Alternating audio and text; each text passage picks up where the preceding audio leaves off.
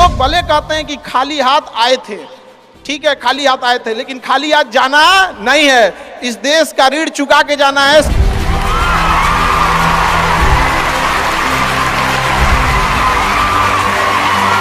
हमेशा याद रखिएगा, अकल बादाम खाने से नहीं ठोकर खाने से आती है। हमने इतिहास से यह सीखा है कि इतिहास से कोई कुछ नहीं सीखता। भले जेब खाली हो, जेब में गांधी हो या ना हो, दिल में एक आंधी होनी चाहिए। जो बोले हैं, जो ठाने हैं, वो कर लेंगे यहां पर, और नहीं कर सकते हैं तो दुर्भाग्य है इस भारत की धरती पर जन्म लिया हुआ।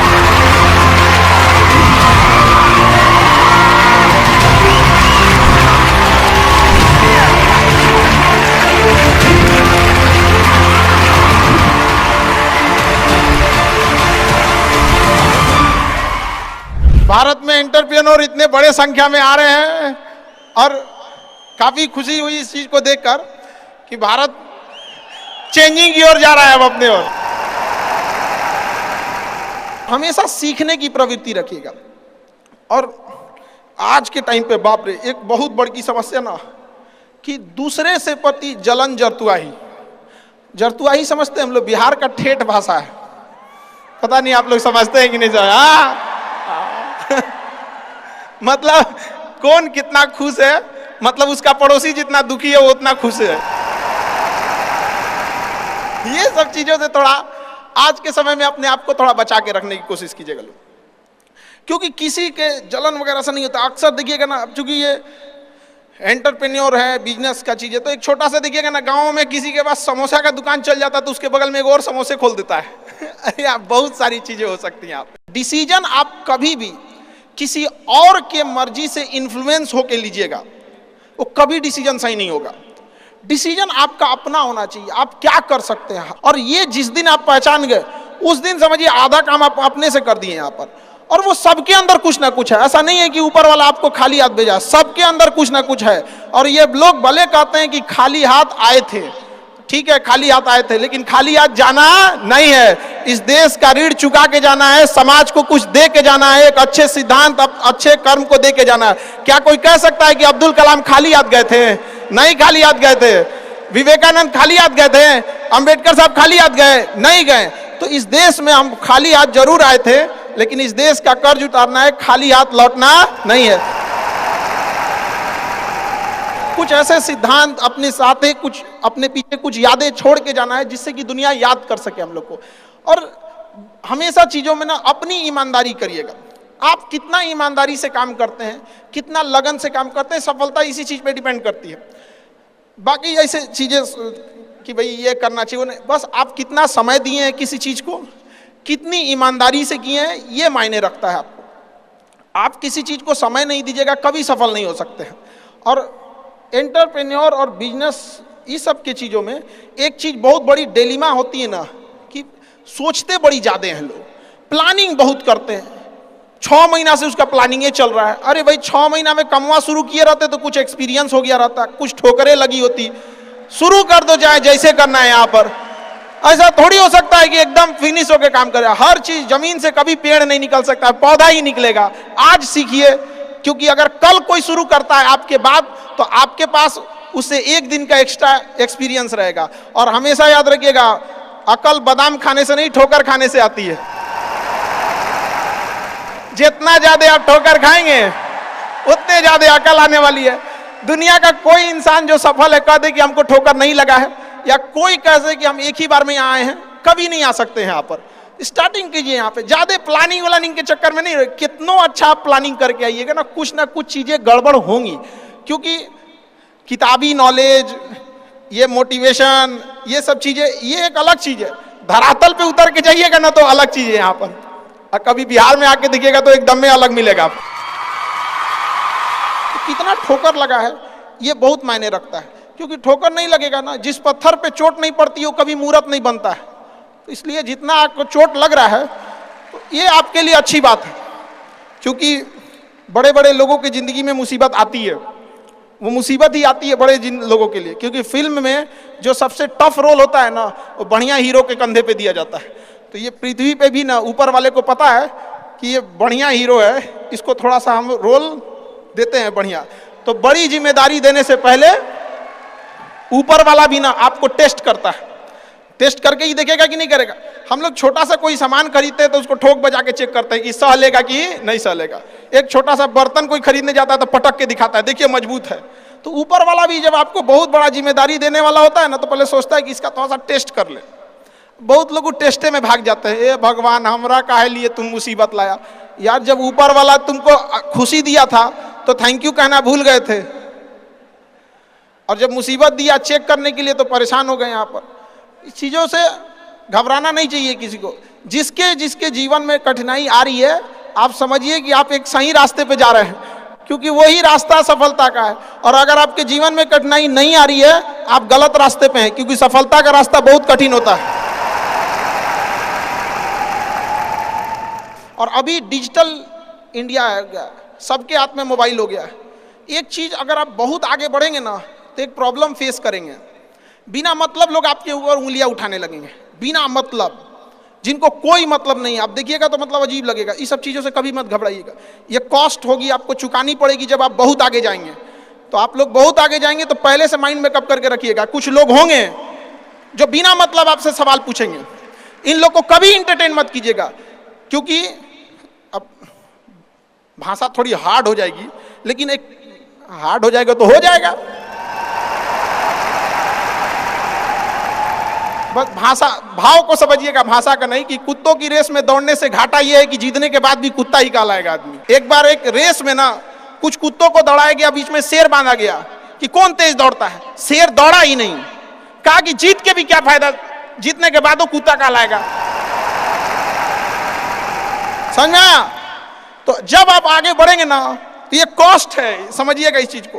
पहले ये कम था, क्योंकि पहले लोगों के पास में हाथ मोबाइल वोबाइल कुछ नहीं था, मतलब कानाफूसी में रह जाता था।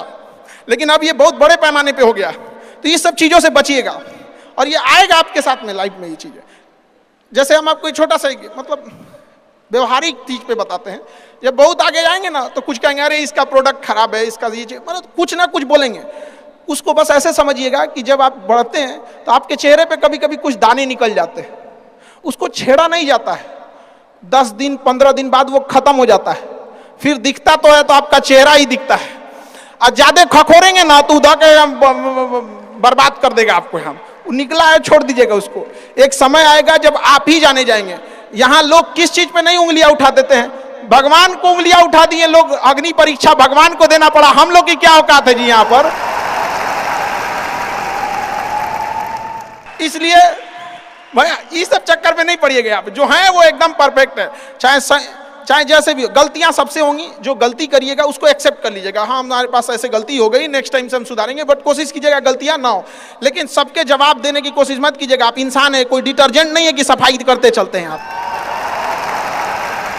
और काबिल इतना बनिए ना कि लोग आपको रोकने के लिए ना साजिश करना पड़े, कोशिश नहीं।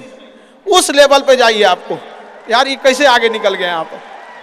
आएंगी चीजों को हम लोग भी फेस किए हैं, आप लोग भी फेस करना होंगे। यहाँ पे शुरुआत में सबको कॉस्ट चुकानी पड़ती है। और ना लोग कहते हैं कि सबके अंदर कोई यूनिक क्वालिटी होती है। इसको पहचानने का एक तरीका होता है। जब आप मुसीबत में फंसेंगे ना, तो वही काम कीजिएगा जो आपको सबसे अच्छा आता है, सबसे अच्छा आता है। आप मुसीबत में फंसेंगे। हम लोग जब इंटर पास किए थे तो हम लोग के सामने भी फाइनेंशियल क्राइसिस आया था। सबसे पहले वेल्डिंग मारना चालू किया था आदमी की, बिना किसी काम का किसी दुकान पे बैठ के वेल्डिंग मारते रहो।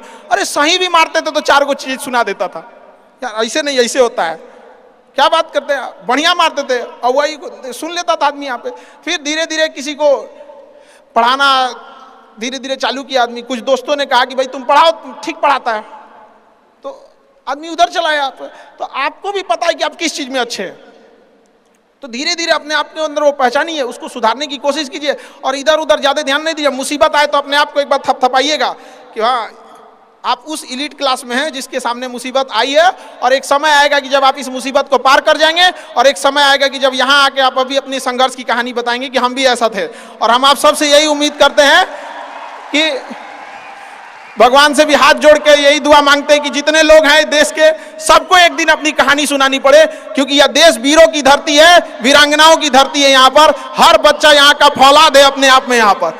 तो ये वक्त है अब ऋण चुकाने का।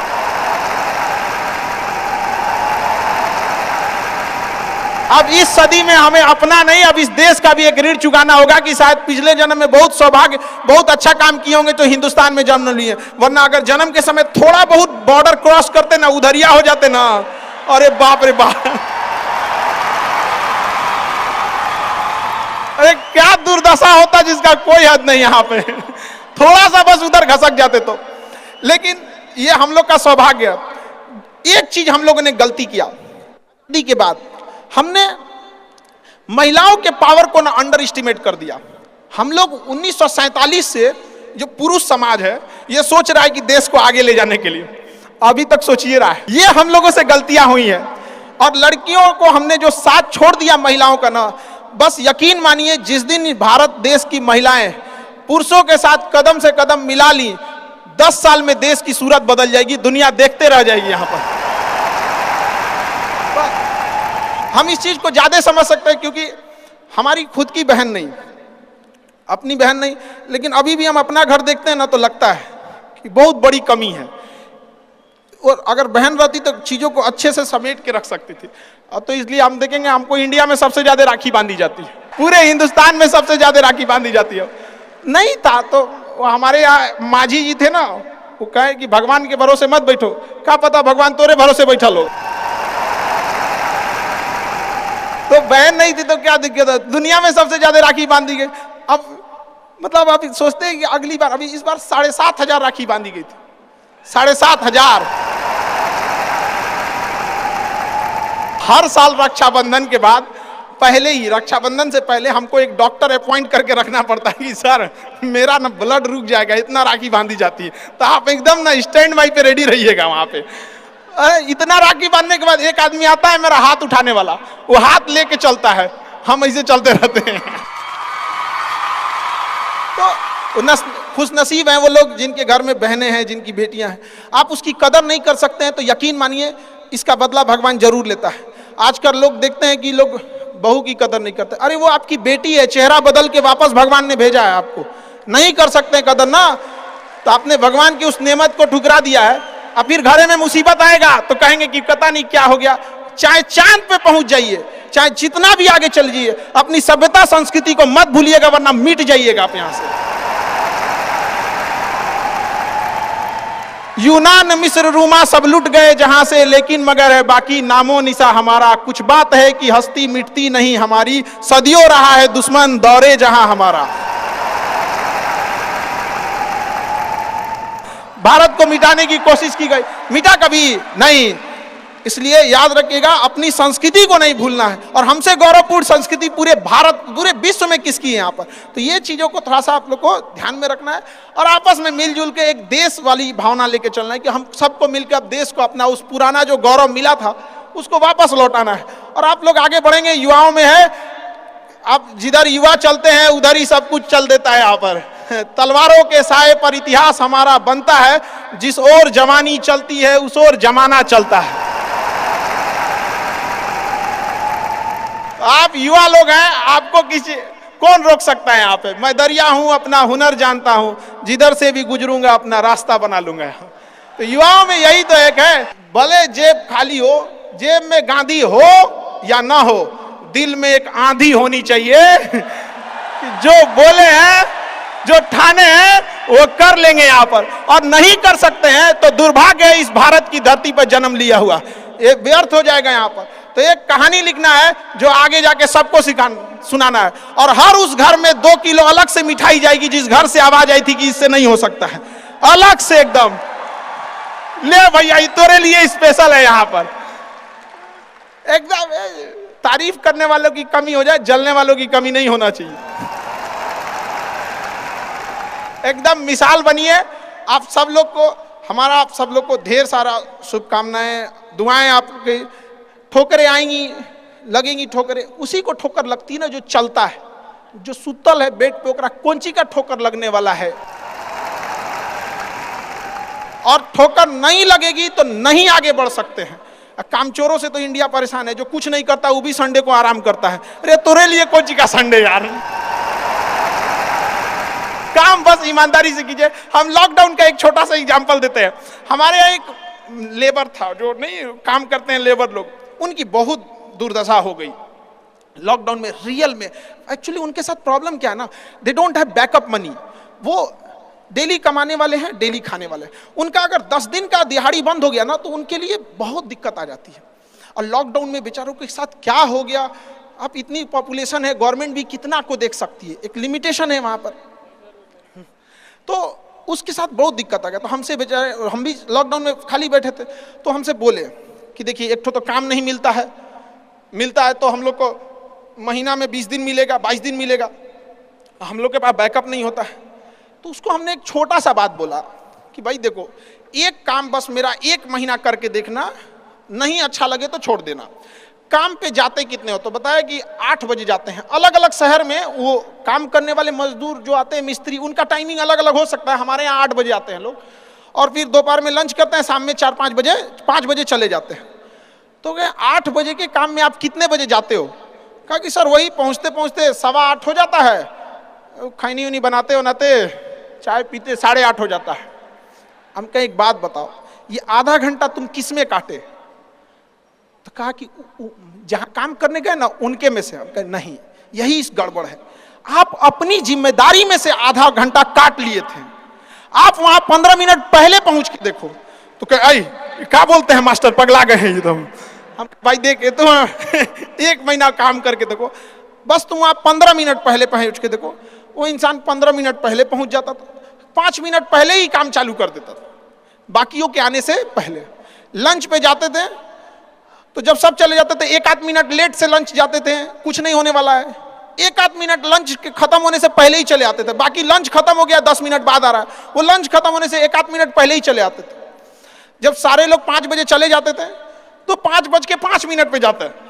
तो हमसे कहें कि खान सर ये आप बता रहे हैं नहीं, बहुत उटपटांग बात बता रहे हैं आप। हम भैया 1 महीना काम कर लो, हाथ जोड़ लेते हैं। आज के टाइम पे जब वो 1 महीना काम किया, 10 दिन के अंदर लोगों को हो गया यार कितना ईमानदारी से काम करता है। आज उसको फोन से लोग बोलते हैं कि भाई मिस्त्री खाली हो, फोन से बोलते हैं।